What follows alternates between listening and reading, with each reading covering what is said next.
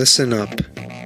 The views, thoughts, and opinions expressed in this podcast belong solely to the podcast participants, and not to any participant's employer, organization, committee, or other group or individual.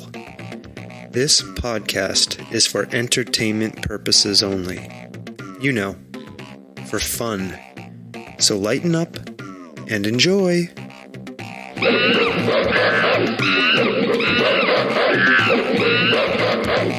Stomping Jen. Sawtooth.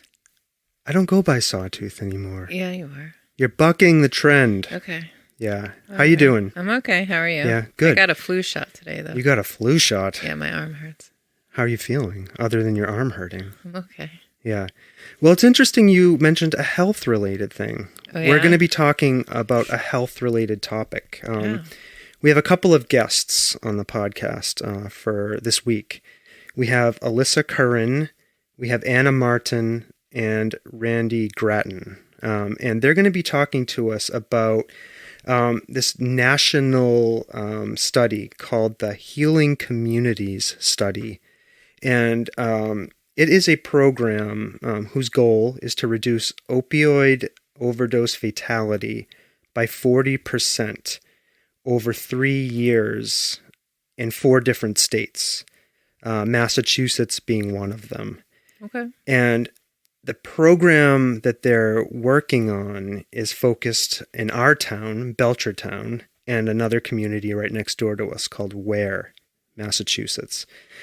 So Alyssa, Anna, and Randy are going to talk to us about the work they're doing on this, and they may even share some of their own experiences with recovery. Great. Okay, so it's an intense topic. Mm-hmm. You know, but it's an important topic. Absolutely. You know, because I think we've all heard about the opioid pandemic, is what they call it. Mm-hmm. Right? I mean, this is a national health crisis. It's probably even a worldwide health crisis, but we're going to focus on our little part of the world here. Sounds good. And see what these great folks are doing to help. Okay?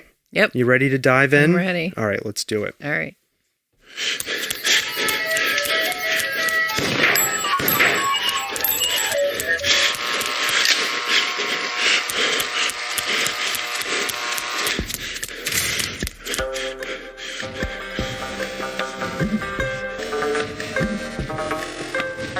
The Soft Serve Podcast. Creamy, delicious ideas without the creepy truck. Stomping Jen. Now we're back to singing. Yeah, I feel like singing. I've been playing a lot of guitar You have been lately, learning playing. songs, if you can believe it.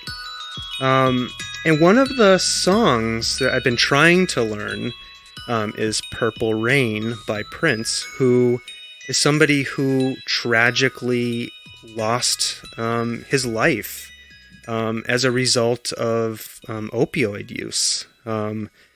So I feel inspired to sing because I'm inspired by this topic, and I'm inspired by the work that Alyssa, Anna, and Randy are doing. So I just want to take a moment. We're going to go around and say hi to everybody. So Alyssa, hello, and welcome to the podcast. Thank you for being here. Hi, everyone. Thank you for having us. We're super excited. Yeah, thanks again for being here. Randy, nice to see you, and thanks for being here. Excited to be here. Honored. Thank you guys very much. And Anna, hello. Welcome. Hello, everyone. It's my first time on a podcast. I'm excited. Oh, that is exciting. Well, you know, it's just a bunch of folks sitting around talking. So that's really all it is. It feels and probably sounds more exciting than it really is. But so welcome.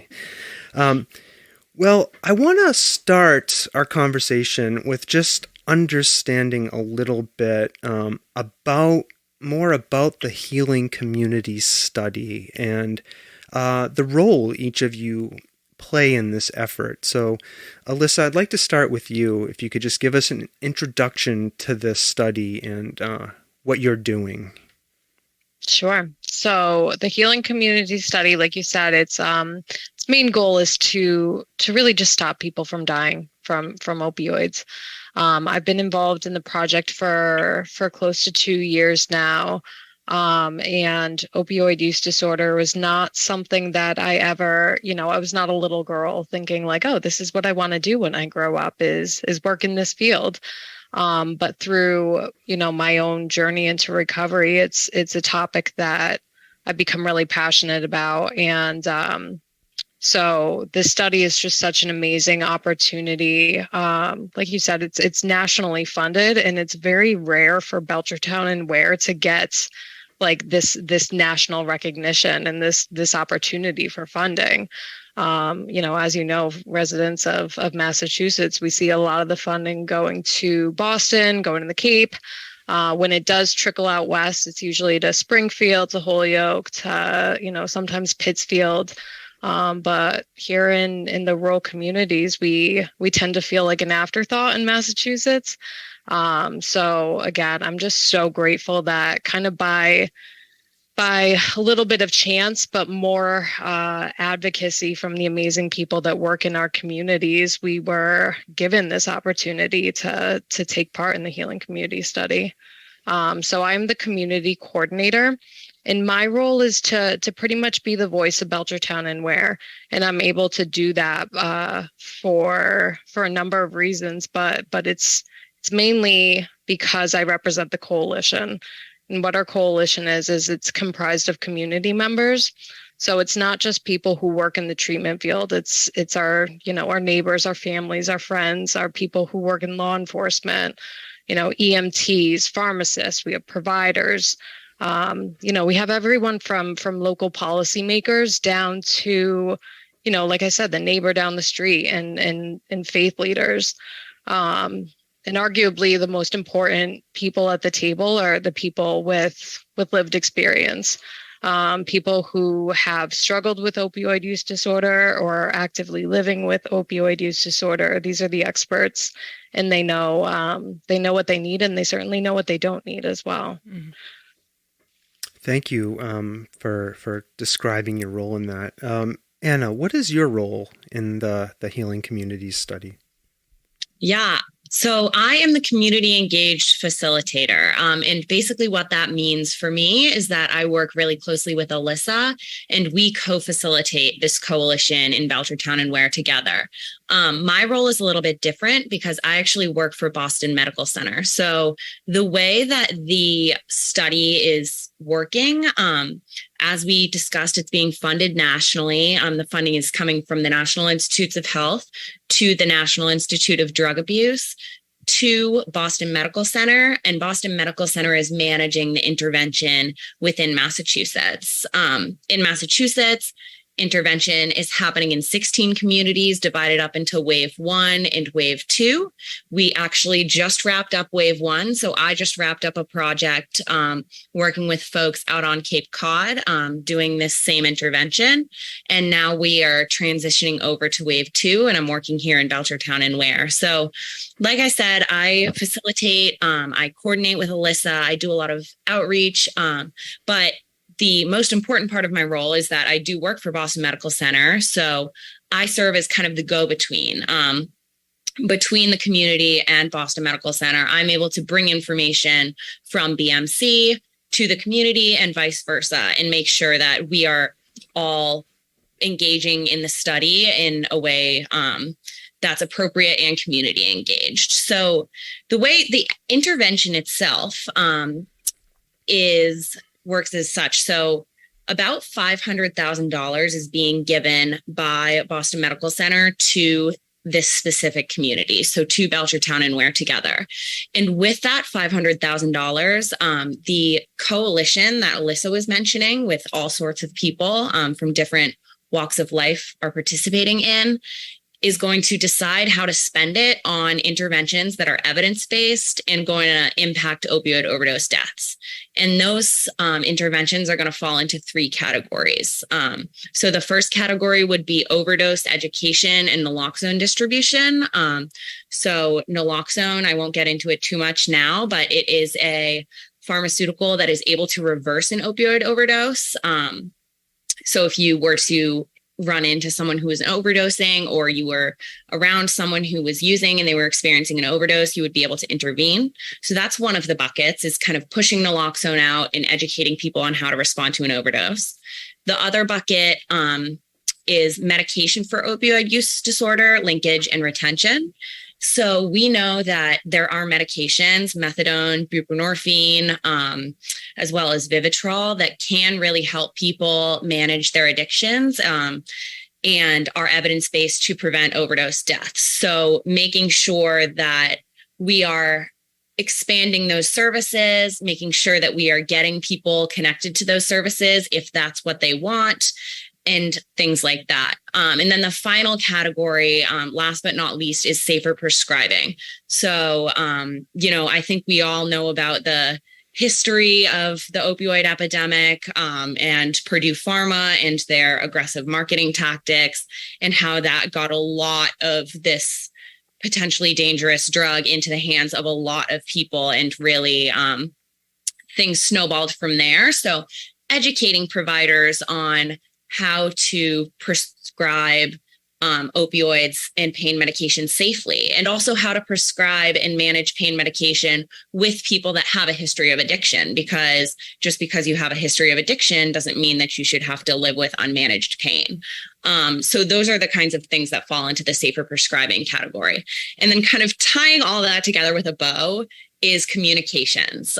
So making sure that we're getting the word out about stigma reduction, teaching people about naloxone, teaching people about medications, going on podcasts, putting things in the news. And that's where Randy kind of comes in, is with the communications aspect of things. All right. Perfect. Thank you, Anna.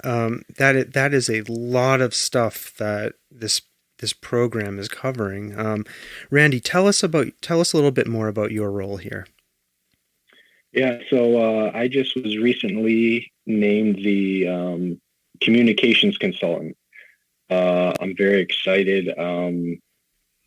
My job is basically to help bridge the gap between the ignorant and the educated as far as substance use disorder is concerned. I'm a person who relates very closely to this. I myself am an overdose survivor. I've lived in recovery for a number of years now. Grew up in Ware my entire life. To be completely blunt, the first bag of heroin I ever bought was in Belchertown. So I've been on both sides of the equation when it comes to substance use and now substance use treatment. And I'm really looking forward to getting the word out and reducing the stigma on what this disease, who it affects and what it does to their lives, and what we have available and what we can do to help people in the position that I was in before, and that unfortunately so many people are still in. I love this area. I'm a Western Mass Warren 3 boy through and through. So to have this opportunity to potentially help after living such a destructive life out here for so long is, truly a blessing to me. Thanks. Thank you for sharing that. And I kind of want to give you all an opportunity to tell us a little bit more about what opioid use disorder is, or, more broadly, if you want to talk about substance use disorders. Like, I feel like there could be people listening to this who may not really understand that this is a disease, right? And so I don't know if you could just talk to us a little bit about the disease of opioid use disorder. Yeah, so I can just talk a little bit about my personal journey into recovery, not from opioid use disorder, but from alcoholism. So when I was 21, I went to my first treatment center, and that was in 2011. And I think it's important, before I even get into this, to just briefly go over the 3 waves of the opioid epidemic, because that plays kind of a critical role in the timing of all of this.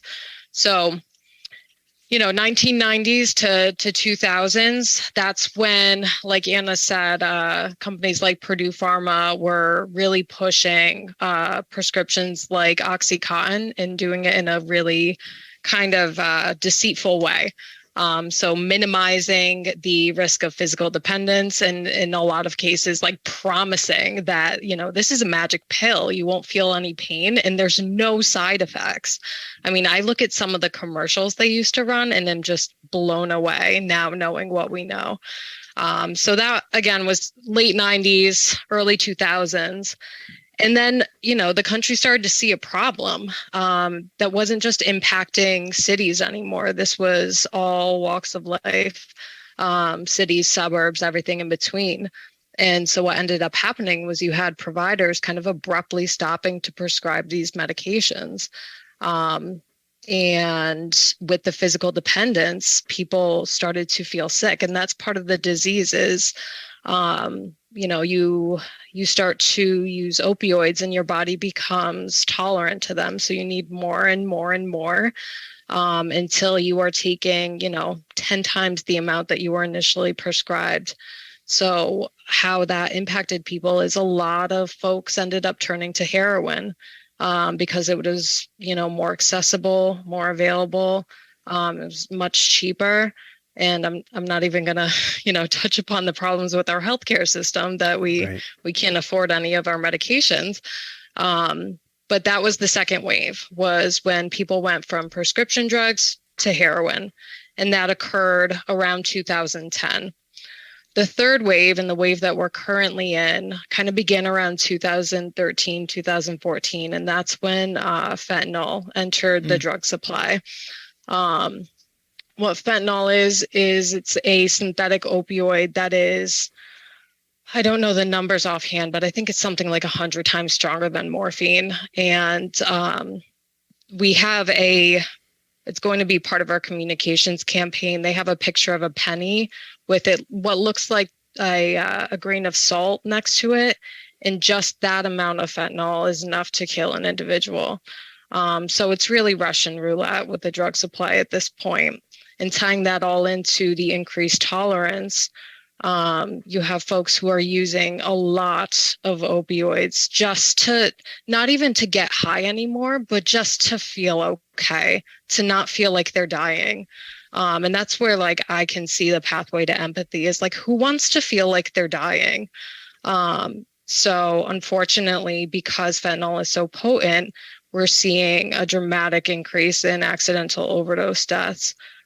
So, the numbers, 2019, 62,172 U.S. citizens died of a drug overdose. 2020, that number went up to 91,799. And then last year, there was over 107,000 overdose deaths. And that's with, Narcan available, naloxone readily available in a lot of communities. So we're seeing the numbers grow and grow and grow. And that's despite the awareness around the issue. The problem is continuing to get worse. Yeah.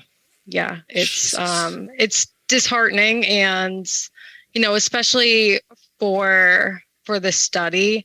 I think I kind of shifted from we want to reduce the overdose death rate to we don't want it to be as bad as it's going to be, and kind of just having to live with that. But, in Belchertown and Ware, because these communities are so tight knit, the opportunity to have a tremendous impact is there. And so tying that into my personal journey, like I said, I went into recovery in 2011. So that was right around the second wave of the opioid epidemic. So way before, but I didn't even know what the word fentanyl meant. But my drug of choice was alcohol. I was as they say, like run of the mill alcoholic, like a 80-year-old wino trapped in a 21-year-old body. And I was a very, very, very isolated drinker. I didn't want anyone around me. I didn't want anything around me. I just wanted to live in my own little world, which was in my own head. And so the good thing about that is I didn't need to change people, places, and things when I got sober. I just needed people. So all of my people became people in recovery, people who had struggled with similar things, who like felt the way I was feeling. I mean, when I came into recovery, it was the first time in my life that I felt completely understood. I come from a great family. I had a kind of idyllic childhood, and that was part of the problem because in my mind, so much of the shame was like, I shouldn't be this way. I have no reason to be drinking this way. So the shame was just, very pervasive. But I found my community, of kind of these like oddballs of society, but some of the most creative, funny, intelligent, empathic, caring people in the world, and hardworking. I mean, people who will go to the ends of the earth if it means helping someone else. So I got sober in a community similar to Belchertown and Ware, very rural, kind of in the middle of nowhere, is the northwest corner of Connecticut. So similar barriers to overcoming addiction in that there's no public transportation and a severe lack of resources. And that's what we see here in Belchertown and Ware as well. What we did have going for us is we had kind of an oversaturation of residential treatment and sober homes. So it was like a little sober community, which was awesome for me. But as time went on, 2011 through 2016 until the time that I moved away, more and more the people around me started dying. And, a lot of them were just people that I'd seen in meetings or, passed by in the grocery store. But they were people who were in their 20s and 30s. And at first it was, obviously shocking. I can remember the first like one or two people that I cried over and felt deeply affected by their passing. And then over time, I mean, this is what the human body does, is we're extremely adaptable and averse to pain. So I just calloused over and I became somewhat numb to death in a very unnatural death. It's not normal to open the newspaper and see 20, 30, 40-year-olds in the obituary section next to 80, 90, 100-year-olds. But I just normalized it. And I really calloused myself over, like I said, until I would say about 2018, when one of my very good friends and this is why I reached out to you guys because of the connection to the podcast. His name was Chris O'Connor. He ran a podcast called Dopey. And he was someone who was kind of like in and out for a while, but had this period of sobriety that, as his friend, we all thought he was good. Like we were like, we can exhale, like Chris is doing well. And I was talking about this with Anna the other day that another amazing feature of the human species is that we create the worlds that we want to live in. And what that means is we ignore details that don't fit the narrative, that don't fit that world that we want to live in. So I know a lot of his friends and loved ones didn't want to see the signs. They didn't want to see the slurred speech or the erratic behavior. We just wanted to live in a world where like Chris was good. Like he was good until he wasn't. And until he passed away. And that's when everyone was like, oh God, we should have known. Like it was right in front of us. Did he pass away from opioids? Was that? He did. Yeah. He did. And that's an important feature of opioid use disorder as well. So, like I said, the tolerance builds up, but then when you get sober, it resets. It does not really do that with alcohol. So when I relapsed, I went back to drinking the same amount, if not more, than what I was drinking before, and didn't really have any adjustment period. But with opioids, after a period of sobriety, your body resets, and you cannot use the same amount that you were using. So with people in early recovery who have a period of abstinence from opioids, when they relapse, they tend to use, similar quantities to what they were using. And, between 2011 and current times, if someone was using heroin before, and then a couple years later they relapse, they're not using heroin anymore. They're using almost pure fentanyl. There's no heroin left in Massachusetts. It's all fentanyl at this point. It's so scary. Yeah. So take us from 2018 to now, along your journey. How did you deal with the loss of your friend, and how did that impact your own recovery journey? Did it strengthen it? Did it cast you into doubt? What happened? I mean, there were a number of other things going on in my life at that time that, I completely uprooted. I changed careers. I changed locations. I moved from Connecticut up to Massachusetts. And like I said, there was just a number of things going on in my life. But in October of 2018, so this would be about 5 months after Chris's death, I relapsed with alcohol, and was back out for about 9 months until I got sober again in May of 2019. But I have to say that his death really disenfranchised me for a little bit. I was working in residential treatment and dealing a lot with insurance companies, and kind of like feeling like I was playing God in some ways, and that we had to kind of pick who was deserving of treatment. And unfortunately, it's never about like who wants it bad enough. It's about, whose policy pays out the most each day. Who has access to the care, right? Like from a 100% financial perspective. Yeah.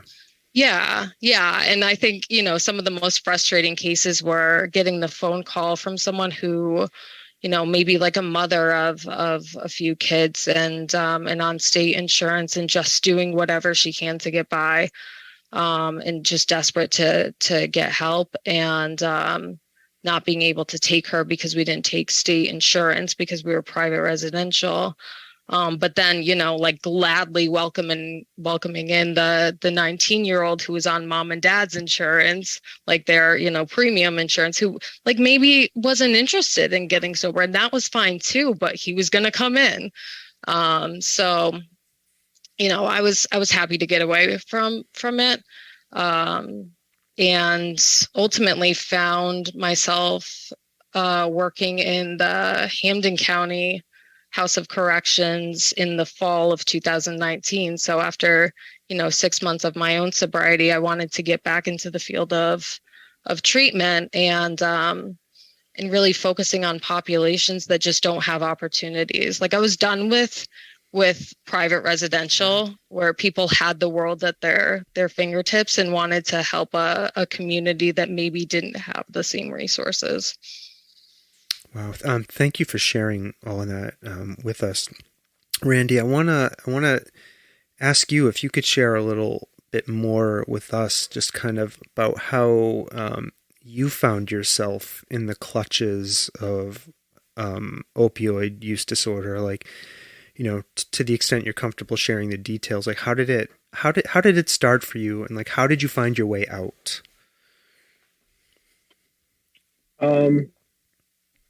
It was a recreational thing at first. You didn't have to drink as much in order to, have your inhibitions go to the wind. You were much more likely to hit the dance floor and talk to the pretty girl if you're, we started with little prescription Percocets, splitting them as we'd go out. And it was just fun. It was, we almost recognized the danger to it as well, and respected it to an extent, and used it recreationally. But one of the defining things of having a substance use disorder is the progression that the disease takes upon you. And, it starts becoming once a month to once a weekend to, maybe a middle of the week. And for me personally, I remember hurting my ankle playing basketball and having to work and being like, how am I going to get to work? And so I got a couple, 30 milligram perks, blues, we used to call them back in the day, and went to work hoping that I could get through. And then before I couldn't even walk. And now all of a sudden, not only can I walk, but I'm more effective and better at my job than I was when I was sober without a hurting. So it was like, whoa, it was almost like, we joke around all the time. It almost seemed like that. What's that movie there with Bradley Cooper, where he takes the pill there, and he automatically is able to do everything. Oh, Limit. What is it? Limitless. Limitless. That's the one. Yes.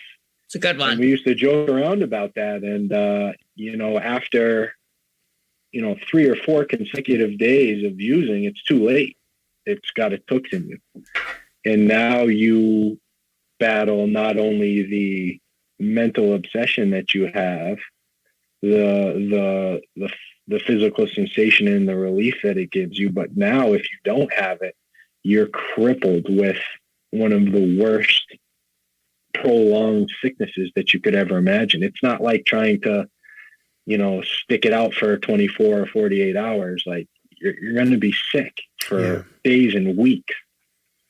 So I always say, when I used to use, when I was in the height of my using, I truly believed and truly wanted it to be my last day. Every day was my last day. That's it.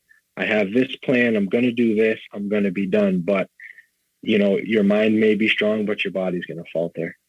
And then if you feel like you're going to be able to make it through, then it's like, well, okay, I'm going to make it through physically, but then your mind falters. So it's got its hooks on you both mentally and physically, worse than anything you could imagine. Nobody ever wakes up and is like, man, I want to go and be a heroin addict today. That's my goal in life, is to be a heroin addict. And it just happened so quick. Then, I wouldn't have identified as a heroin addict for most of my using until, you look back like, oh my God, this is what I am. Yeah. And you shared with us that you experienced an overdose. And was that the moment for you that you realized that you had an addiction issue? So I had known. I had been into treatment multiple times at that point, and had, short bouts of sobriety. And for me, I would always end up drinking or, recreationally using marijuana. And for me, it would always end up back to the low bottom of heroin. And, it's crazy. Well, one of the things the healing study is going to do is try and bring access to naloxone to more people. And actually almost 4 years, 4 years and 2 weeks ago, I overdosed next to my now wife while she was 7 months pregnant with our first son. And had it not been for the fact that we were educated on addiction and she had naloxone present, my son James, who probably should be going to bed any minute now, wouldn't have a father. And since then, I have been able to turn my life around and not use since he's been alive. And now I have another son, and me and my wife are married, and we just bought a house in Ware. And why? Why did I make it? Why was I able to overcome this overdose and then leave that life behind when so many have died and so many are still in the throes of it? And luckily, that's what this healing study and the funding that we're getting is going to be able to help us hopefully increase the percentage of people that can find success like I have, so that there isn't ever an overdose. Obviously, you can't get rid of it indefinitely, but if someone overdoses, someone around will have naloxone because it's not a weird thing to carry anymore. Yeah. There's no dangerous side effects to it, so we don't have to be scared of it being around if it's in the house. I don't need to worry about it being in my cabinet if my 3-year-old son grabs it, because it's not going to harm him. And I think that's something that a lot of people don't know. And if they did, there's no reason why there can't be a plethora of this substance around and save some more lives. Because, again, there's a lot of people that would argue, well, they're getting what they deserve. They're heroin addicts. They're not good people. And, I like to consider myself living proof that a majority of us are, and that we need to have that second, third, fourth, fifth chance in order to get it, and now have a life that means something. I know my life means a lot to my family, to my 2 boys, and hopefully to our communities now, as I continue to try and help any way that I can. Oh, God. I'm about to burst into tears. I have goosebumps, and I'm about to turn into a crying mess. Thank you for sharing those stories with us, Randy and Alyssa. And Anna, I want to turn to you briefly, and something I'm hearing from Alyssa and Randy is that recovery isn't necessarily a one-time event, right? It's a process, and I have shared this before on the podcast. I used to be a medical writer, and I wrote around the physiology of addiction. And so I understand a little bit about the fact that most people on their recovery journey will experience one or more relapses. Like, that's normal, right? And it's to be expected. Yes. And people need the support around them to be able to navigate that process of recovery. So I'm just wondering if you could just talk a little bit about that, maybe add a little bit more. Yeah, absolutely. I mean, I think something that gets thrown around all of the time in recovery circles and in substance use academic circles is the idea that recovery is not linear. It's not a straight line from using to one day deciding, you know what, I'm going to throw out all the liquor bottles, or I'm going to, flush my heroin down the toilet, and I'm cured and I'm done, and it's willpower. That's not how it works. As Randy touched on, there are aspects of it that are extremely physiological. There are aspects of it that are very mental. And I think mental illness is just as valid as any kind of physical illness that anyone could be experiencing. Like Randy said, if you stop using when you've been using daily or, even just very frequently for a long period of time, you are going to feel horrible. And if you were feeling the worst that you could feel and felt like you were about to die, and someone said, hey, I have this one thing that's going to make you feel better, why would you not take that? If you think of it from a human standpoint and just put yourself in someone else's shoes, like, when you're sitting on the couch and you have the worst flu of your life and you're like feeling horrible, if someone came and said, hey, I've got this magic pill, I know exactly why this is happening and we can fix it right now, it would be really, really hard to say no to that. So I think that's part of it. I think that also life is really hard. We all have different coping mechanisms that we use for different things that either may not be the most healthy. Like, I know, like, if I'm really stressed out, sometimes I'm going to go to the cabinet and get the whole package of Oreo cookies and eat them all. And it's going to make me feel horrible the next day. But I'm like, that's what I need in that moment. And there's nothing morally wrong with that, right? Seeking comfort in a way that could potentially bring you harm. But a lot of people do experience, any number of returns to use while they're trying to achieve sobriety. And another thing that I want to touch on that I think is really important is that recovery doesn't have to mean sobriety. I think like Randy and Alyssa are great examples of people who are in recovery and sober and living, wonderful lives with that balance. However, a lot of people have different goals for their recovery. Like someone who is using alcohol chaotically may say, I'm hoping to get to a place where I can have a social drink or two. And while that can be very difficult, for some people, depending on what their situation looks like, it's not impossible.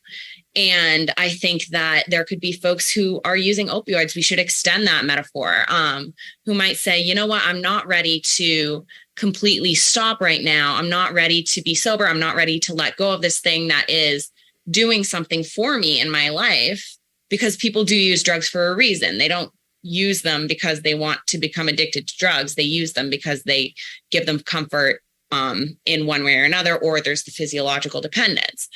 But we should still support people in their recovery journey if their recovery journey looks like, I want to use less, or is I this, want to use safely. And is this what we call harm reduction? I've heard that term before. Yes, that's exactly right. And I forgot to mention this during my overview of the Healing Communities study, but we are trying to come at these issues from a harm reduction point of view. And I can explain a little bit what harm reduction is, because I know there might be some listeners that are unfamiliar with the term. So the idea is that people are going to do what people are going to do, and that people have a right to tools that will allow them to do what they're going to do safely. So I think a great example is, I have to get groceries. I'm hungry. I have to feed myself. I have a job. I have to get in my car and I have to drive to the grocery store. It's not walking distance. And driving can be really unsafe. There are a lot of automobile accidents that happen. You never know what's going to happen when you get behind the wheel of a car. And that's why we have seatbelts. I can put on my seatbelt. I can feel a little bit more secure in what I'm doing and know that I have a better chance of getting to my destination safely. And that's different from saying, oh, I'm just not going to drive a car. It's not safe and it's going to harm me. So harm reduction can be applied to the idea of addiction and substance use. And I think naloxone, Narcan, which we were talking about earlier, is a really great example of a harm reduction tool. If you know that you're going to use heroin and you say, you know what, let me grab a friend and let me make sure that friend has naloxone so that in the case that I'm experiencing an overdose, I won't die. That's great. We want people to get to that place, because personally, for me, as someone who works in the field of substance use, I don't care what you do. You have a right to do what you're going to do. You have a right. I personally believe that people have a right to use drugs if they want to use drugs. But where the issue lies is making sure that people are safe, people are taken care of. When people wake up one day and say, you know what, I think I may want to stop this, and I think I may want to go into treatment, that they have that option, but that they're also supported every single step of the way. Thank you for that explanation. Just sitting with that for a minute and thinking about it.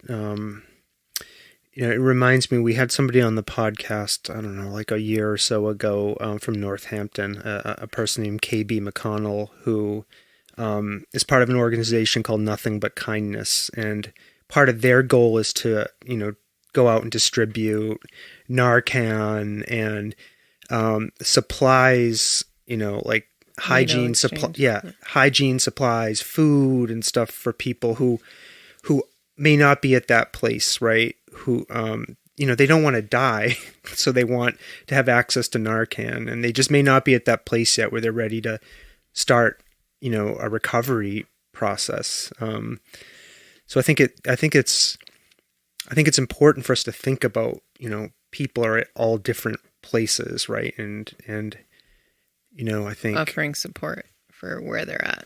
Yeah. At the time that they're at. And, I think one of the things that helping people, a barrier that is a barrier to helping people is this idea of stigma, right? And it's not happening in my town. It's not a problem in my town.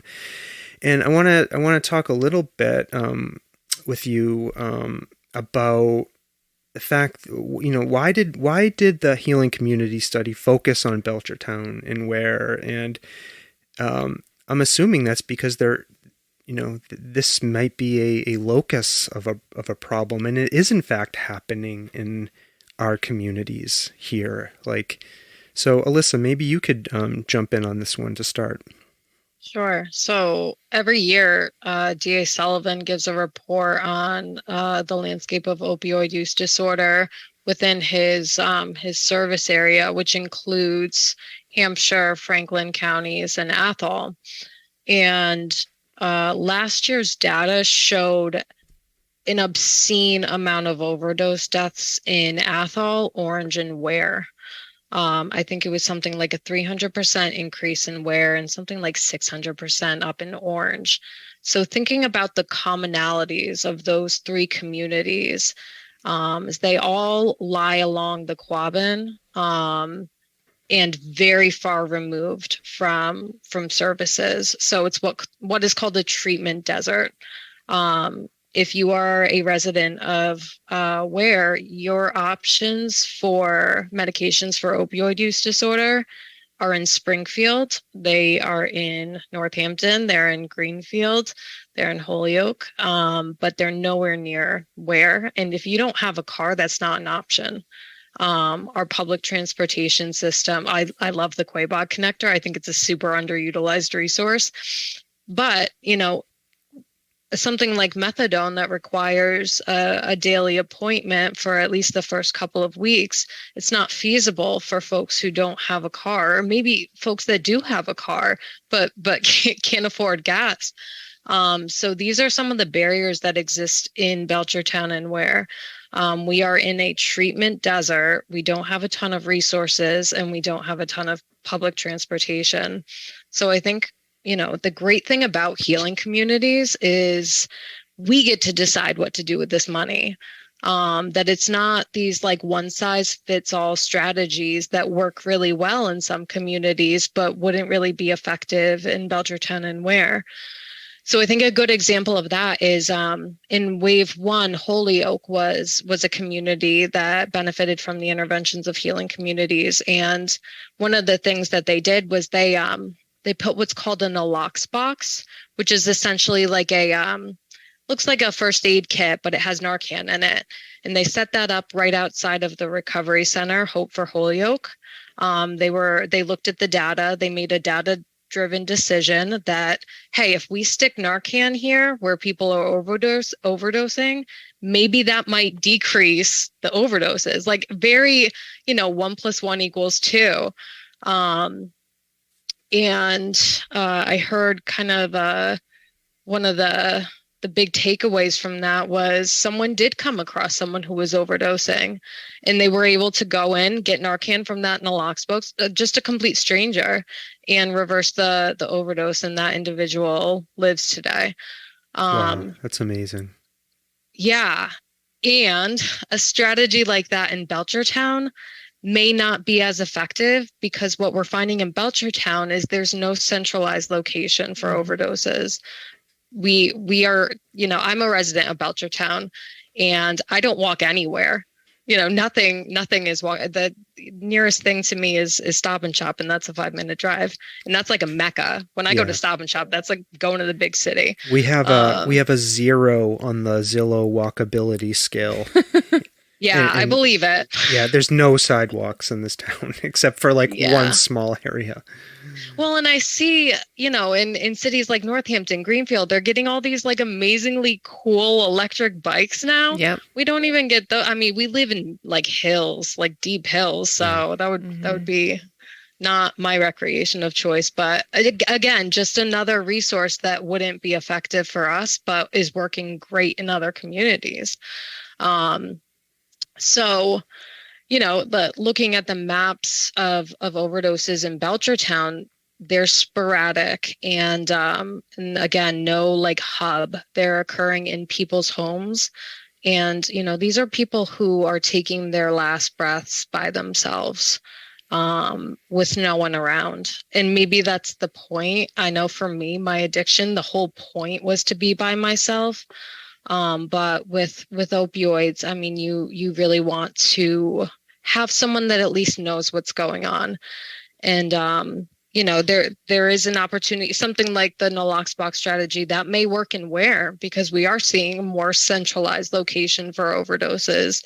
It's a little bit, a little bit more centralized in terms of like local businesses and some like shopping things. I mean, It's like a downtown area. yeah, exactly. Yeah. I'm not trying to paint Ware as if it's like this bustling metropolis, but compared to Belchertown, that's Yes. much more spread out. Yeah. So, there's an opportunity to do some different interventions, even within the same, like, community that we've been grouped into for healing communities. So like a town like Belchertown, if we could find a way, and maybe this is what the study is looking at, right? We want to normalize, keeping Narcan in your medicine cabinet, right? Like if you go to check on your neighbor and you find them unresponsive, or, you could at least run back to your house and grab some Narcan and get next door real quick. And maybe that's what we want. Maybe is that the type of thing that the study is attempting to try to figure out? Yes. Yeah. Yeah, right. definitely. And I think it's important to remember too that overdose can occur, across the board. It doesn't have to just be people who are struggling with opioid use disorder. I mean, prescriptions are tough, especially when you're combining them with other things. Providers don't always have the time necessary to explain it. So there are like plenty of accidental overdoses that occur from just the wrong combination of medication or forgetting how much you took. I mean, by nature of it being an opioid, it causes a little bit of brain fog. So, especially for older folks, like having things like Narcan co-prescribed with their opioid and making it that, the normalcy be on that level where like your pharmacist and your provider are like, hey, I'm going to prescribe you Narcan too, just in case, not like accusing you of anything. We just don't want you to die. Why don't they do that? That, to me, that should be an automatic. Yeah, well, that's another like 1 + 1 = 2 thing where I think with these strategies, we're all kind of like hitting our palms against our forehead. Like, why hasn't this been in place before? Yeah. Something like that, I think, is a great idea. And yeah, I, when I heard it, I was like, wait, that's not happening. So, something like that, we want to get in Belchertown and Ware within the next year. I mean, yeah, go ahead. Anna. I was just going to say, I do think that part of it is misunderstandings about naloxone and what it is. I mean, we've heard stories of, hotel staff kicking people out of a hotel because they found naloxone in their room. We've heard like I've gotten a lot of questions, even from people in this field, asking like, is naloxone harmful if someone accesses it who doesn't need it? What if I give naloxone to someone and it turns out they're in a diabetic coma? Like things like that, when ultimately we know that naloxone is not harmful. I could snort it up my nose right now and I would be totally fine. However, there's a lack of education and a lack of knowledge, and also just a whole lot of stigma and somewhat hefty price tag on naloxone if you're purchasing it outright. It's over $100. However, with insurance, it can bring it down a little bit. And then there is something in Massachusetts called the Community Naloxone Purchasing Program, where programs are able to get subsidized naloxone from the state. But a lot of barriers that just don't need to be there. Yeah. So programs like Hampshire Hope, and, having DART officers as well. So those are police officers who are specifically trained with an addiction background and how to respond to calls about addiction, opioid use disorder. That's a great way to bring Narcan into the community. So something that I've been doing in Belchertown in partnership with the Quabog Hill Substance Use Alliance is passing out Narcan at the farmers market and making it just as normal as like going to get your fruits and vegetables. We are blessed to have the Belchertown Farmers Market, this great little event every Sunday, where they have their community resource table. And this is a community resource. So we're there. We have our Narcan, every once in a while we'll pass it out, and people will come up and they'll ask the questions that Anna mentioned, like is this going to be harmful? And we're happy to provide the education as well. I think it's just really important to decrease the stigma. And there was a post that went kind of viral on the Belchertown Community Forum last year. I was going to ask you about that. Yeah, I would talk about that, please. Sure. So it was just a normal Narcan farmers market, and one of our partners had posted on the forum free Narcan at the farmers market 10 to 2. And I saw that she had posted it probably around, 9 in the morning on a Saturday. And then I went and, didn't look at Facebook for a while. And then when I logged back in, I would say 4 hours later, it's like 350 comments. And I was like, I'm guessing all 350 of them aren't like, we love you and this is great. So yeah, it was a tough Saturday reading through some of the comments. Why should someone, why should you revive someone? They made a choice. Why is Narcan free, but my insulin isn't? A lot of the talk about insulin and we're just frustrated with our healthcare system, but, it's that quote, like other people who are suffering are not the enemy. So ultimately, like there were far more positive comments than negative ones, but the negative ones hurt the most. It's like the squeaky wheel gets the grease. So it was like an active practice in trying to read the positive ones to outweigh the negative ones. And even with the negative ones, like that's just an opportunity to provide, data, education, empathy. So many people responded with personal stories. I'm an individual in recovery. Narcan saved my life. My daughter wouldn't be alive if it weren't for Narcan. So, it ended up being a great tool for how to respond to some of those more negative comments. And we had more engagement at that table the next Sunday than any other time that we had been there. And I think more people got Narcan than ever before. We passed out so much Narcan that day that Sergeant Lozier, who was working with us as well, had to run back to the police station in order to get more. So maybe the negative attention that blew up the post was a blessing in disguise in some ways, because it got attention on the post, and maybe some people came to that market to get Narcan who otherwise may not have. Yeah.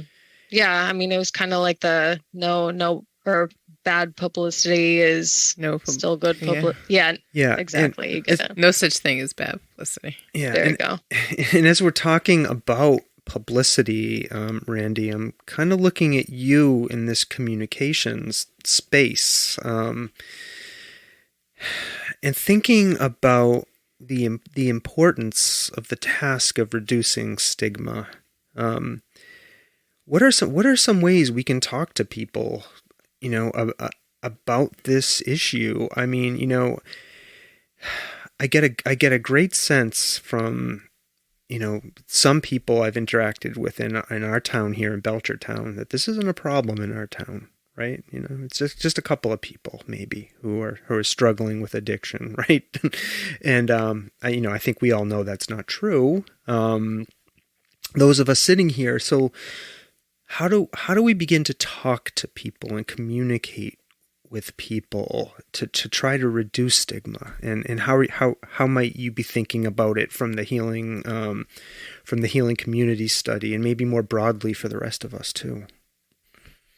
Yeah, it's definitely an interesting topic.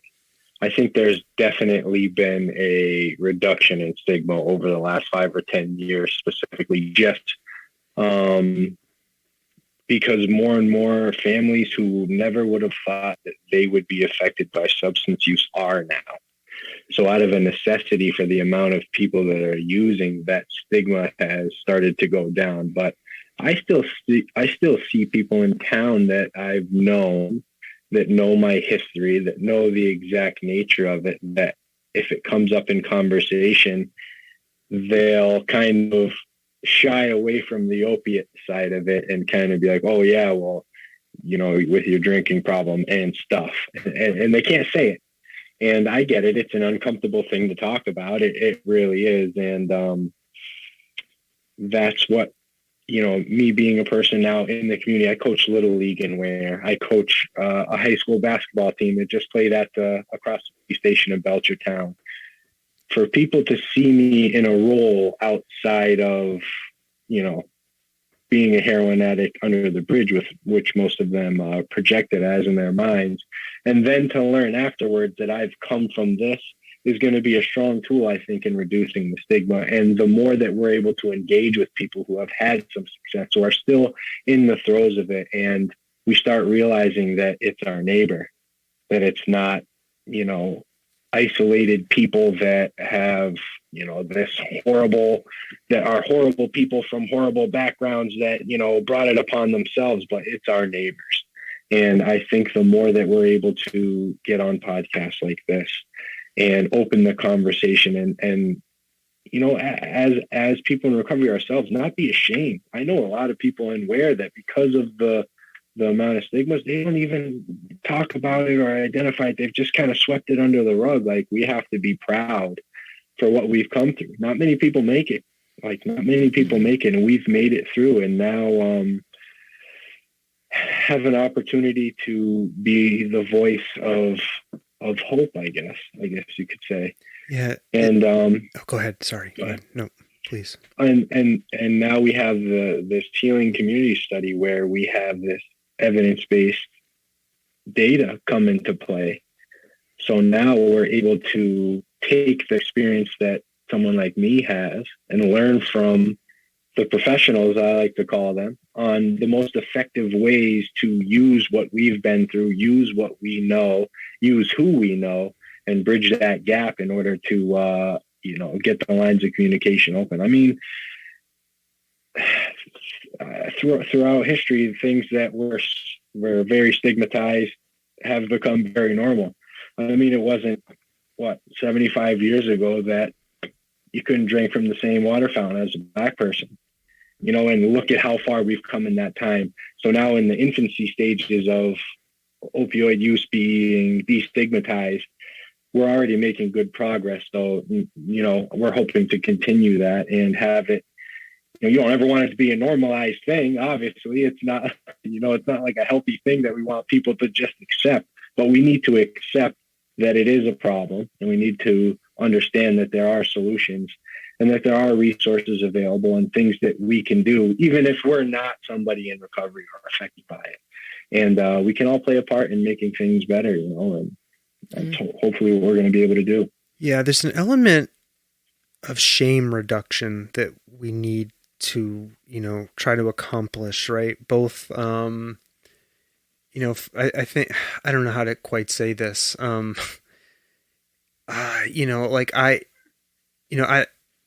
do I want to say this? So it's something I've experienced, right? Like this January, I'm going to, be 3 years since my last drink. Right. And I did that because I found myself, and Alyssa, I think it parallels your story. Randy, it parallels your story. Like I found myself in a place I never thought I would find myself, which was, very close to the, for me, it was close to the precipice of, a serious like alcohol problem. And like, I didn't quite realize it until it like hit me one day when I was walking around my garage doing something, and I stopped myself because I was thinking about when I was going to have my next drink. It just came out of me. It came at me out of the blue.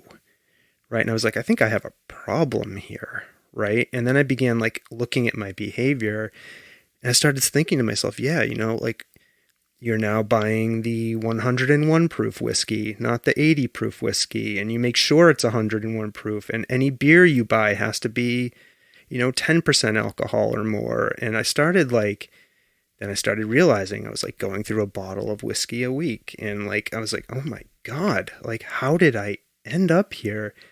And then I felt a great amount of shame about it for a long time. Like, but here's the messed up part. Yeah. Now we don't drink, and everybody looks at us like we're got like 5 heads.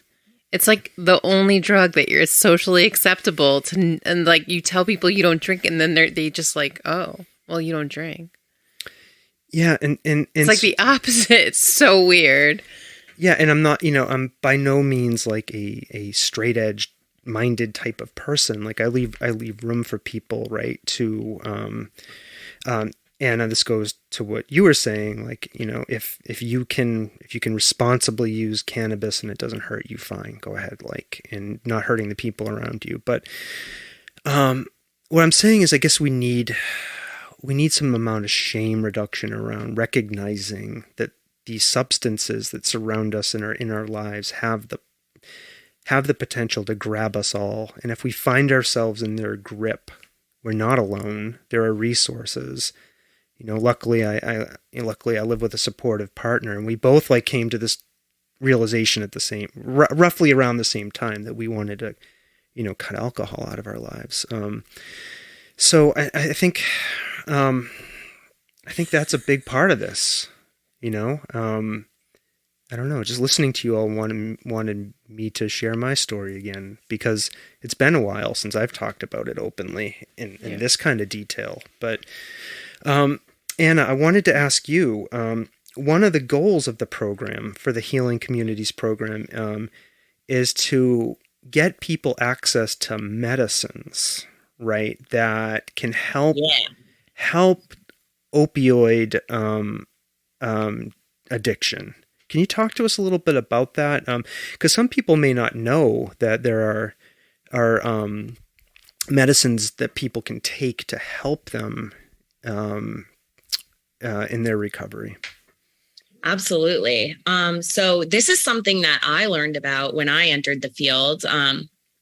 I kind of came into the addiction field from an academic standpoint, but also from a family standpoint.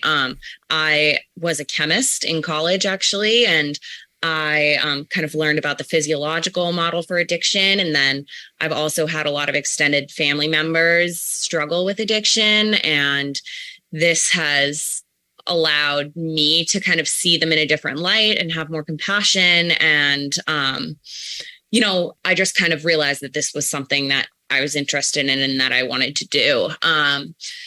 But when I entered the field, there was like so much to learn. There's like a whole new language. You want to not be stigmatizing, and, you have to get up to speed with all the evidence-based practices that a lot of people who aren't in this field might not be aware of.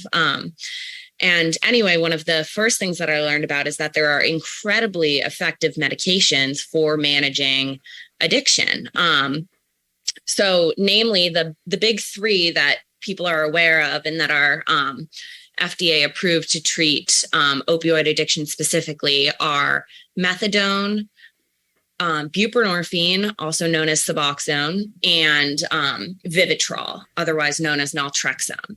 So the way that methadone works is, Alyssa was talking about this a little bit. You have to go to the clinic every day to receive your methadone dose. There was a little bit of relaxation on those rules with COVID, and a little bit more flexibility with take-home doses. But the typical process is that you would go every day and get your dose. And methadone is what you would call an opioid agonist. So if you think of your brain receptor as a little dish, as a little dish, and say heroin is a ball, and you put the ball in the dish and it fits perfectly and it covers up that receptor, and then you get all of those warm fuzzy feelings and the sedation and the things that you would associate with being high on heroin.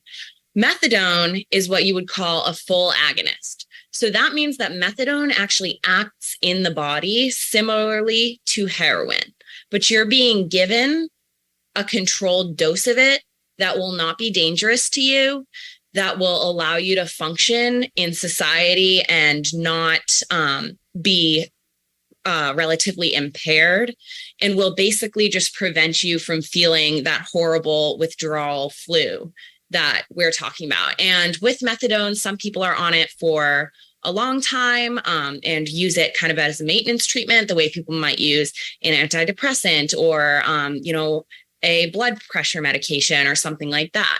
Some people use methadone as a tool, as kind of a gateway to not being on any pharmaceuticals.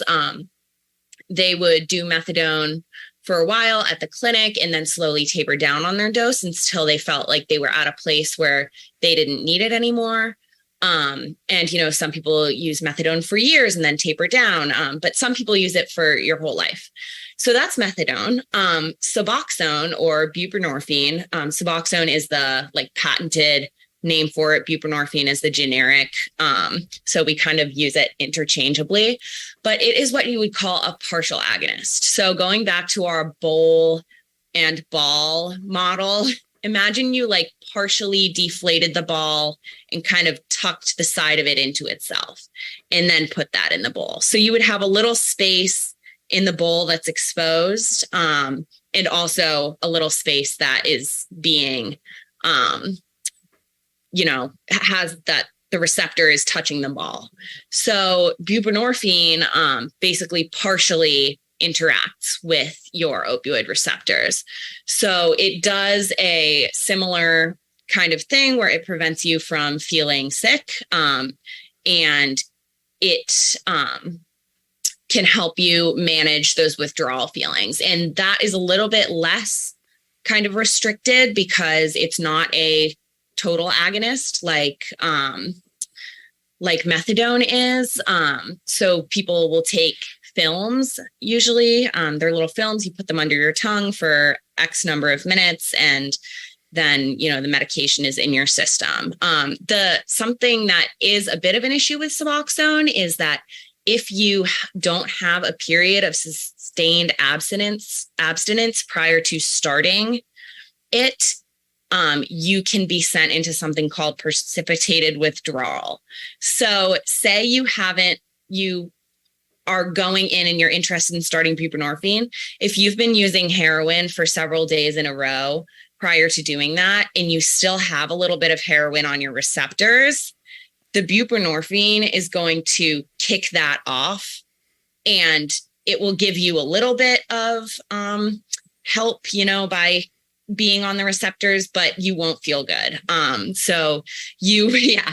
shaking his head. So you would want to kind of make sure that whoever's receiving this medication would have a period of abstinence or is getting, there are new systems where you can kind of microdose buprenorphine in the beginning and mitigate some of those effects. So that's methadone and buprenorphine. Those are the two kind of most evidence-based medications for opioid use disorder. The third one that I mentioned briefly is Vivitrol. A lot of people know of Vivitrol or naltrexone as an injection that you receive, and that is what you call an antagonist. So that would be going back to our ball and bowl analogy. I don't know why I chose a ball and a bowl, but we're rolling with it. No pun intended. It works. I can follow you, so it works. Okay, perfect. Yeah. I'm trying here. So that would be like if you took your bowl and you put a pot lid on it and you covered it up. So then if you bring in the ball, it's not going to be able to access the receptor because it's been lidded off. So that is something called an antagonist that basically blocks your opioid receptors and makes it so you could try to use as much heroin as you want. You are not going to get high. This can be really effective for some people. However, it doesn't do anything to help with cravings. It doesn't do anything to help with, those feelings of withdrawal and that sickness that you're going to experience. And then there also is a risk. It's a monthly injection and it can taper down in efficacy towards the end of the month. So say you're on day 28, 29 of that Vivitrol injection. If you, pick up some heroin and try to use it, you may be able to have a breakthrough high and you can actually overdose in that case, if there's not a lot of the Vivitrol in your system. But overall, all of these are wonderful tools that can really help people achieve whatever their goals are in terms of recovery. I think that they're not one size fits all. I mean, a lot of people enter recovery through abstinence only approaches and, things like AA and NA, and that can be really, really effective for some people. But I like to explain medications as like a piece of the recovery pie. So if you think of recovery as like this pie that you can have various different slices. So you might have peer support. Randy's other gig, he's a peer recovery coach. So, you might have meetings with Randy once a week. You might have groups. You might have counseling. And all of those things can make up your pie. Mm-hmm. A part of your pie might be medication. And that is wonderful and valid and also not necessary if you're not interested in that as your route. Do people have trouble getting access to these medications? And is that one of the things that the study is aiming to analyze and fix? Yes. So our listeners can't hear, but I just kind of giggled in reaction to that question. Not because it's a silly question, but because that's exactly right. Access is a huge limitation, especially with things like methadone. So I think a great example, if we're thinking about Ware, if you are in Ware and you'd like to do methadone treatment, your options are in Orange and in Springfield.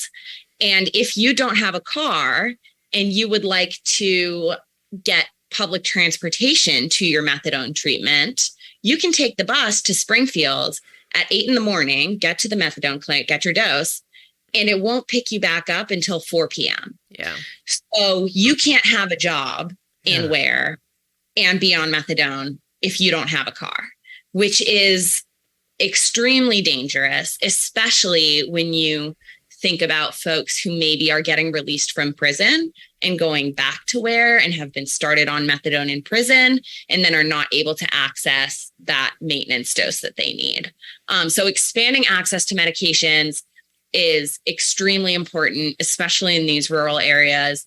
It can be a huge barrier. And I think kind of like what I was talking about with naloxone and harm reduction, my goal as someone who works in the field of substance use is that anything that you want that's going to help you on your recovery journey, you are able to access at low cost, at little wait time, and, within a reasonable distance, which at this point just isn't the case. And I truly think that that is one of the things that is keeping us from alleviating a lot of this epidemic. Mm. It's so frustrating. I can think of a billion solutions. Like, why can't we have like a mobile, like unmarked methadone nurse that goes out? You know what I mean? He's going to join the team. Yeah. Yes. Get me on the team. I will say that DPH, Massachusetts Department of Public Health, is interested in innovative methadone. So they have a couple grants that will allow people, organizations have to have the resources to be able to apply for grants and the knowledge of, all of that stuff. And they have to have an existing methadone clinic. However, there are some mobile methadone grants that are available right now, and that you're right on track with that. Mobile units in rural areas, like Alyssa was saying, 1 + 1 = 2. It's a great idea. Yeah. And, or we have like a gazillion vacant storefronts in our town, right? Like right next to CVS in Belchertown. Why can't the state subsidize, a clinic to set up there for a period of time or something? I don't know. Like there's lots of ways communities could come together to try to help, figure out how to support people in the communities who are struggling. Yeah. I just want to pause for a minute and just tell our listeners, right? We're talking about a lot of stuff related to this healing community study, and I've put a bunch of links in our show notes. Okay. I mean, pause this whenever you want. Go off and take a look at the website. I have a whole bunch of links to everything we've been talking about here.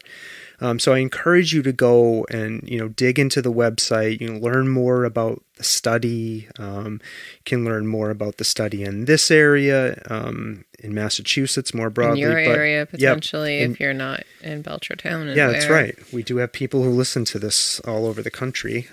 So go there, take a look at these links, okay? And dig in and take a look at those resources. I wanted to ask you all, kind of shifting a little bit away from some of the details of the program. And I want to start with Alyssa. Like, what is the most challenging part of doing this work for you? Talk to us a little bit about that. I mean, it's good work. It helps people, but I think it probably also comes with challenges too. Yeah, I mean, I think I can get lost in the big picture sometimes where, I look at the problem from kind of the wrong end of it, and I look at like the deeply rooted problems with our healthcare system and the ingrained stigma, especially in smaller communities, and, the kind of like, just the problems with the pharmaceutical companies and the money that goes into it. And, thinking about my time feeling really disenfranchised by insurance companies, deeming one person more worthy than the other. When I'm focusing on those big, insurmountable problems, I'm not focusing on the individual right in front of me who maybe does have a solution, or maybe, has a ton of options. So when I'm focusing on all of the like quote unquote unsolvable problems, then it's easy to become defeated, and to lose hope. But when you are focusing on the one individual and hearing the personal story, like hearing from Randy and about how he's like coaching Little League and all this stuff, but how at one point in time it was very real that his son might grow up without a father.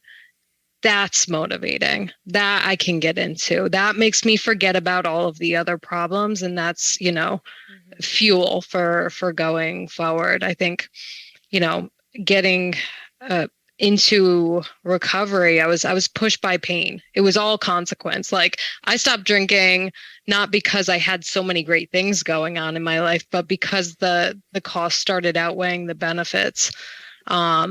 But why I stayed in recovery is because I started to get pulled by vision. So, things like working in the opioid treatment program in the jail and seeing how you can really like impact someone's life if you just give them like the simple access to tools that other people have. They could get on the right path for maybe the first time in their lives. That's what kept me in recovery, is just being able to like use my, like, part of my language, but like shitty experience and make something better of it. And that makes it very hard for me to have regrets about my past too.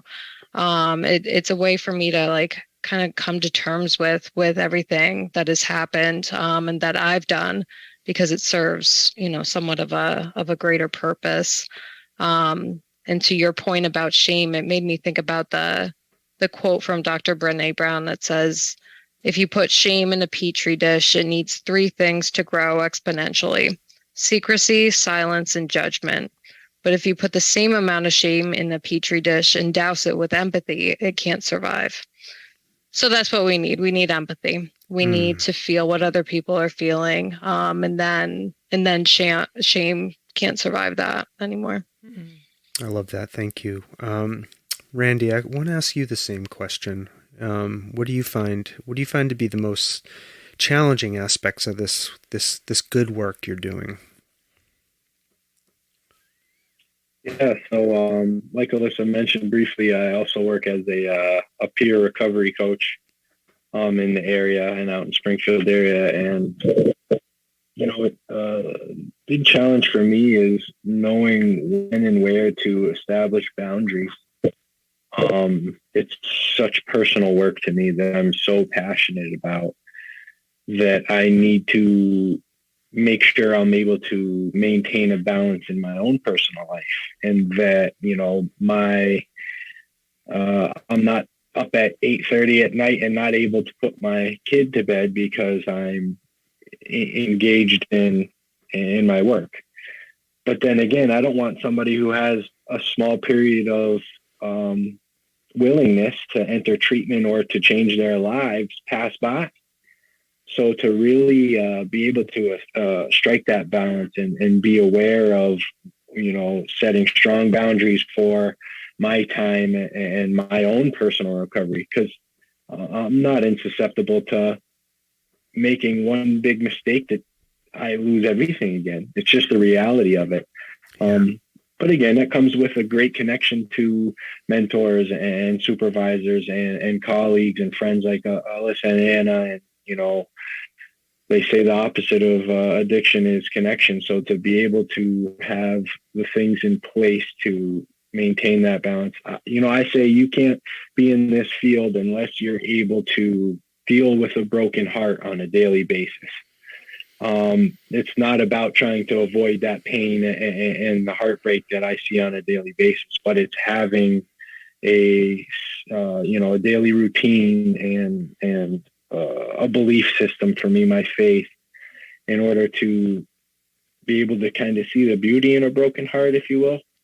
Yeah. And be able to bring myself back to a place that I'm operating from gratitude, rather than, like Alyssa said, it's so easy to focus on how much of it.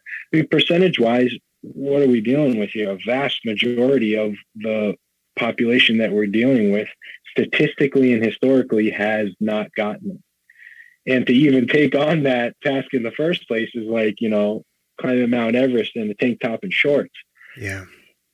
But there are many small victories on a sometimes daily basis that makes it so much worth it, and that we have to focus on to know that what we're doing isn't just banging our head against the wall, but, saving one person's daughter and giving them the opportunity to change their life is what it's all about. And, the more we can do that, hopefully that'll spread just as quickly as the pandemic did. And then we won't be looking at such daunting statistics, Yeah, thank you. Thank you for sharing that. Anna, same question for you. You're dealing, with a broad scope here in terms of, the larger picture of the program, right? Like, and what are challenges that you're facing and that you struggle with in doing this work? I mean, there are a lot of different challenges that come up with doing this work. I think, like what Randy said, like figuring out how to stay focused when you're constantly dealing with really devastating content. I think I talk about this a lot with my colleagues at BMC, is like sometimes being like, we're having a lunch meeting and we're looking at maps of where people have died. Like, this feels really, really weird.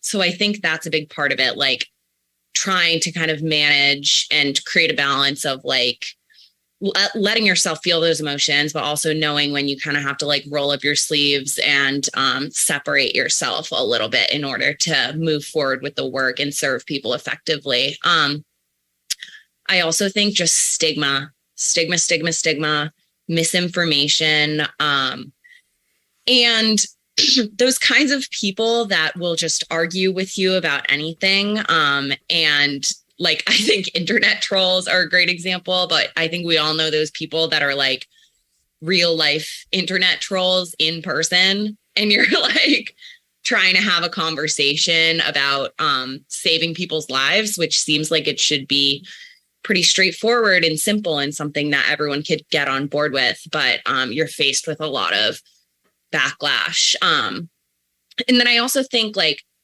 trying to be creative so that you are able to break out of your echo chamber a little bit.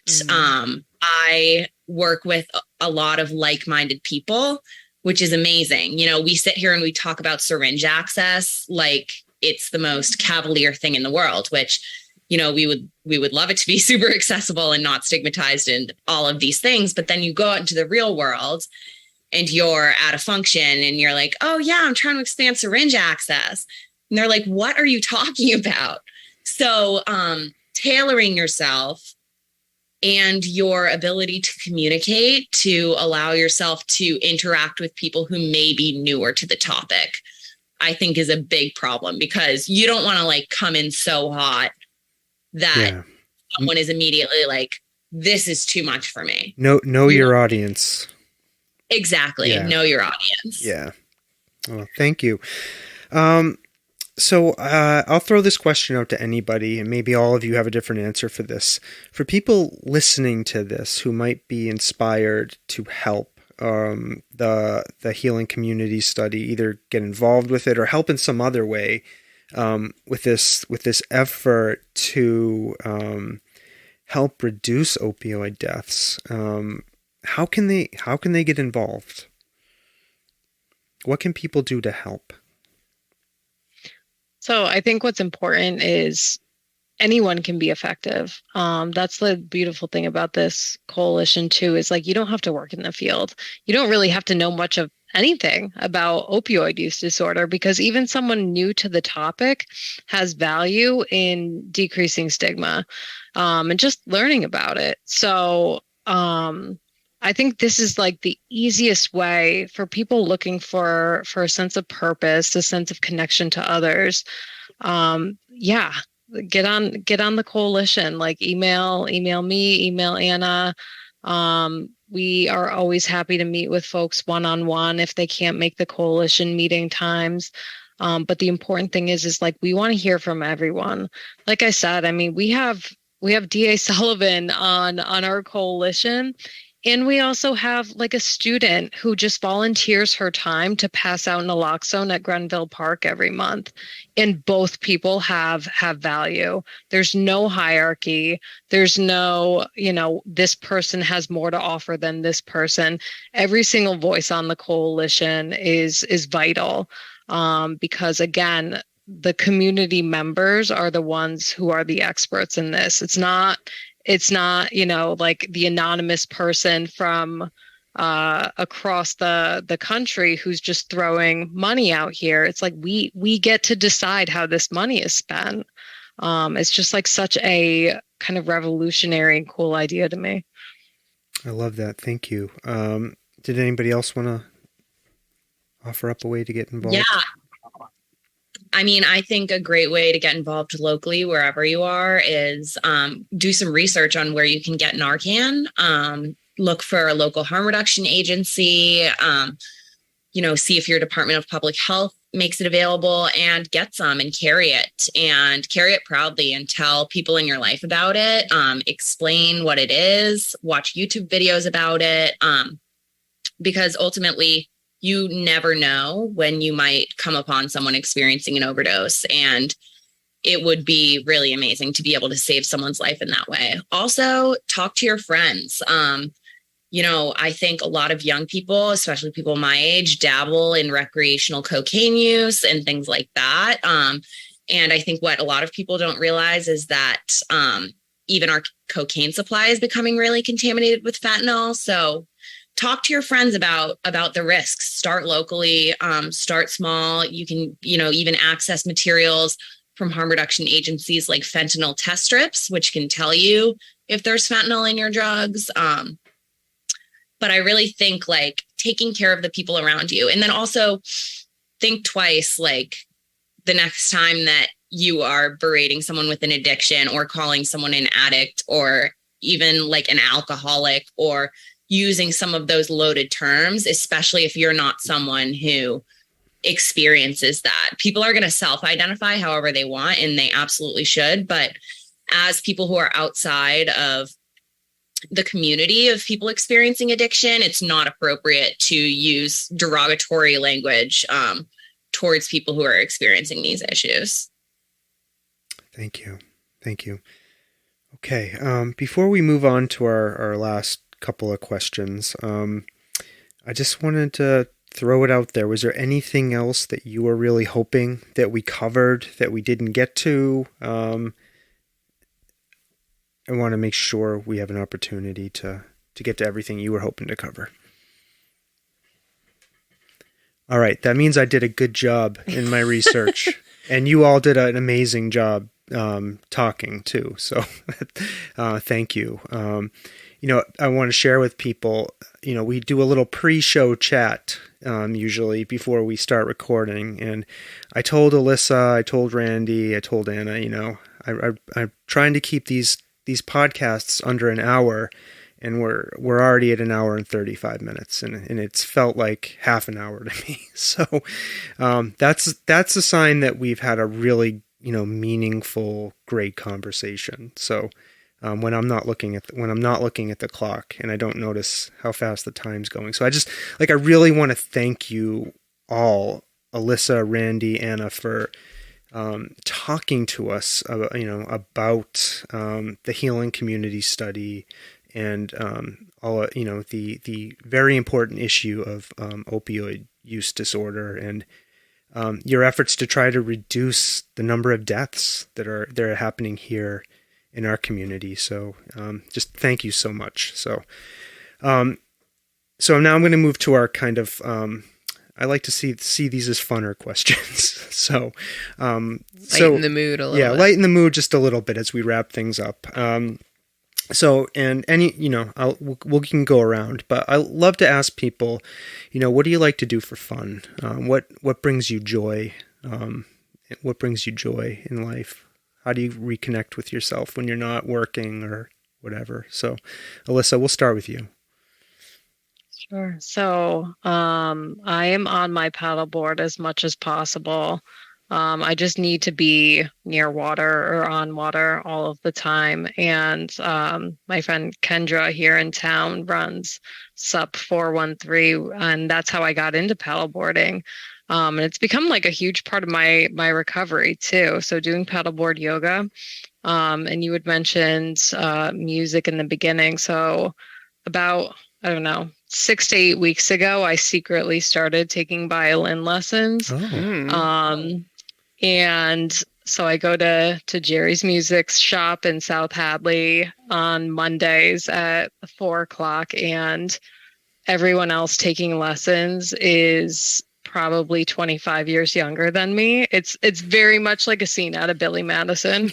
But I do it anyway. I'm not good at all, but it's a good practice in like lowering my own perfectionism. It's like, I don't have to be a concert violinist. I just want to learn how to play a song. That's it. I love that. That's awesome. That. Thanks for sharing that with us. And as an old person, getting into trying to learn a musical instrument on my own, it's been invigorating and fun. Like for me, I was, I've kind of just learned to play Pink Floyd's "Wish You Were Here." Like it's my own take on it, but and poor Jen has to listen to me play this. Oh, it's not just me. Well, the whole house has to listen to me too. play this like 15 times a day.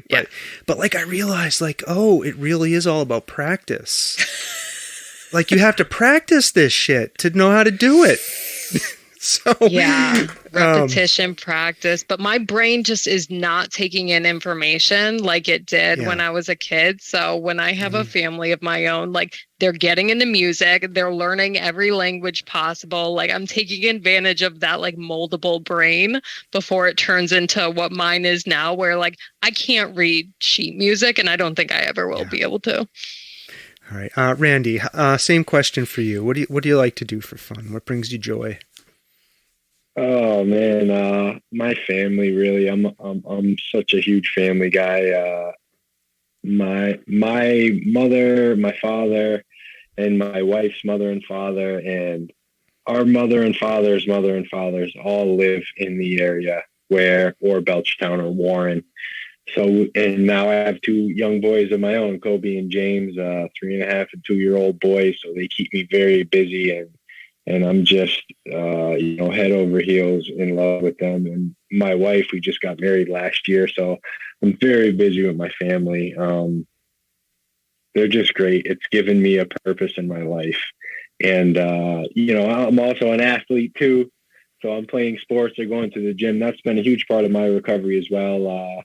Actually, they're not going to be able to see me, but 8 Count Boxing is a little gym I started right here in Ware. Not many people know about, and I work with young kids. I work with some people in recovery, and it's kind of a really great outlet mentally and physically to kind of help you have something in your life for structure and to look forward to. And it's just, it's a beautiful life. I wake up every day kind of pinching myself like, this is my life today compared to where it was. And, just trying to, again, portray that and pass that message along to people that may be struggling. Like, it can be obtained. There's light on the other side of it. And, that's what I love to do. All right. Thanks, Randy. I appreciate that. Anna, how about you? What brings you joy? So, at the risk of sounding a little bit materialistic, I'm very into like fashion and clothes. And I think for me, it's kind of a form of self-expression and a kind of artistic aspect of myself. I love like thrifting and vintage shopping. I love going to flea markets. That kind of thing. I spend a ton of time with my partner and her 2 cats. I like to just stare at the cats for long periods of time. That brings me a lot of joy. And then music. I mean, I've got some music posters in the background. One of my favorite things about music is its ability to kind of ground me, whether it's kind of taking my mind off of whatever I'm feeling or grounding me more in whatever I'm feeling. I find that just kind of like sitting and listening to music or even going on a long drive and listening to music is really peaceful for me. All right. Thank you for sharing that. We're cat people too. Being held hostage by a dog though. We have a 9-year-old dog who doesn't like the fact that we're really cat people, right? That's true. Yeah. True All right. story. All right. My last question, and I apologize to the first person who's going to get this. You're screwed. All right. The rest of you will have time to think about this question. So, out of fairness, I'm going to reverse the order. Anna, I'm sorry. I'm putting you on the hook here. What have you experienced that you have a hard time explaining? This is a question we ask all of our guests, and it could be anything. It could be a paranormal thing. It could be you don't understand why the sun is yellow. I don't know. I'm just curious if you have an answer. Is the sun yellow? Is the sun yellow? I don't know. I don't know either. What have you experienced that you can't explain? So this is a bit of a story, Okay. but I'm very excited about this question. All right. So, and this feels a topic appropriate. So we had a family dog growing up named Lewis. And one day, Lewis, he was a very stubborn dog. He kind of ran away out into the neighborhood and came back several hours later and just was not right in the head. Like we were like, what's going on with Lewis? He's drinking so much water. He's standing by the treat cabinet, like he's wobbling around. We had no idea what was happening with Lewis. And we took him to the vet and they said, either, your dog ate a poisonous mushroom and these are his last few hours, or he somehow got into a large quantity of marijuana. Nobody in our family, I mean, I was in high school. My sister was in high school. We were very straight-laced high school kids. Like no one in my family was smoking any marijuana or ingesting any marijuana or any of that. But the next day, sure enough, the dog went to the bathroom and it was immediately apparent due to the odor. Oh my that, God. Large amounts of marijuana had been consumed by Lewis. Lewis. So that is something I can't explain. I have no idea how he accessed that, where it came from. That's awesome. Or where he went when he escaped that day. But he was fine. He lived several more years. That's crazy. Funny. Thank you for sharing that. I hope that was an adequate answer. Yeah, That's perfect. That was great. Where did Lewis get all of that pot? We'll never know. All right, thank you. Randy, I'm going to ask you the same question. Something that I cannot explain. Yeah, what can't you explain? That's an easy one. I cannot explain women. I just can't, and I've stopped trying to. And the more I've stopped trying to figure them out, the easier my life has been cohabitating with one. I guess I'll keep it simple and keep it light and just say women in general. Nice. Love them to death. Don't get me wrong, but the less I try to understand, the easier life is for me. All right, thank you for sharing that. Alyssa, same question for you. What have you experienced that you cannot explain? Randy's answer, I can't explain that because I had just messaged Anna after he gave the whole family answer. I was like, Randy's DMs are going to be packed after this. So that's unexplainable. But I think it's I don't know. Sometimes I think we get these free universe highs, and I don't know, I can't explain the actual feeling, but it's the moment when you realize you're hungry and you don't have any food, and then you remember you have leftovers from the night before in the fridge, and you get that fun little reminder that life is wonderful, or that a new episode of your show comes out, or the next season of Succession is on whenever it is, and you just it creates a free high almost. Yeah. And I get that too, out of the blue sometimes, just hearing someone else speak, it's oh, this planet's awesome. I sound very hippie, kind of airy fairy, but that's the best way I can explain it, is just that free high that the universe gives us sometimes. I love that answer. Awesome. Thank you. That's good. Thank you. All right. Alyssa Curran, Randy Gratton, Anna Martin, I want to say thank you. We've come to the end. Despite me telling you we're only doing an hour. We're only doing an hour. We have crossed the hour and 45 mark. I am honored that you joined us, and I am so grateful for this conversation. I'm hoping many, many people listen to it and that they are moved to take some kind of action to help with this problem that the healing community study and all of you are endeavoring to address, which is this epidemic of opioid use disorder and deaths. So from the bottom of my heart, thank you so much for joining us. Thank you. Thanks for giving us the platform. Yeah, thank you. You definitely gave me that free little universe high. Yeah, I gotta say, the number of times I've gotten goosebumps or my scalp was crawling with, what do you call that? Ice? No, that sensation. Crawling scalp. I don't know what you're talking about. I don't know what you call it. Anyways. I get what you're saying. You get what I'm saying. Yes. So thank you all. So just a couple of notes for our listeners. So you've heard all of this, and I know you want to help, right? So go to the show notes, click on the links, and there are small ways you can help. There are going to be big ways you may be able to help. But whatever it is, you heard Alyssa. You can email Alyssa. You can email Anna. Randy, I wasn't sure if there's a way to get in touch with you. If not, that's okay. I don't know if you're listed on the website, or I don't know if you wanted to say anything. Well, go ahead. Anna knows how to get in touch with me better. Just get in touch with Anna, okay, and then she'll get in touch with. Yep. Okay. Get in touch with Anna. She'll connect you with Randy. Because he's going to be sorting through all those DMs. He's going to be busy with that. So, all right. So listeners, jump in and help. Okay. That's what I'm asking you to do here.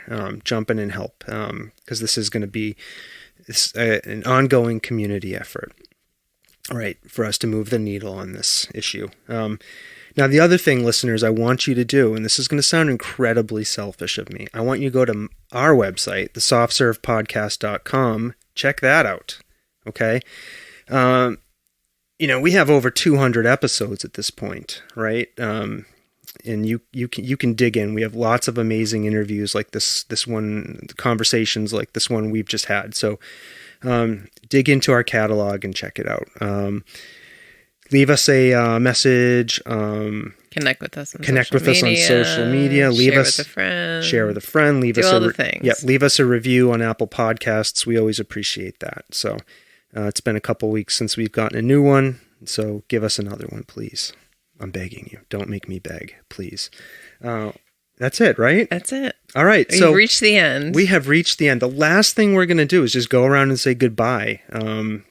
Now, you may have a unique way of saying goodbye. You may not. You just might say the word goodbye. I don't care. But I'm going to allow you all to say goodbye in your own special way. So, Alyssa, I'm going to start with you.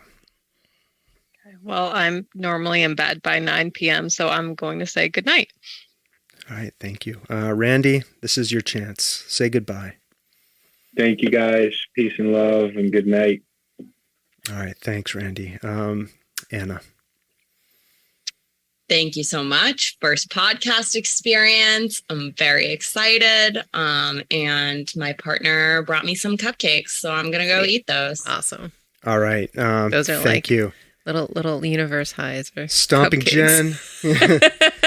Stomping Jen, do it up. Say goodbye. Right. Bye now. All right. I'm not going to drag this out, folks. Bye now.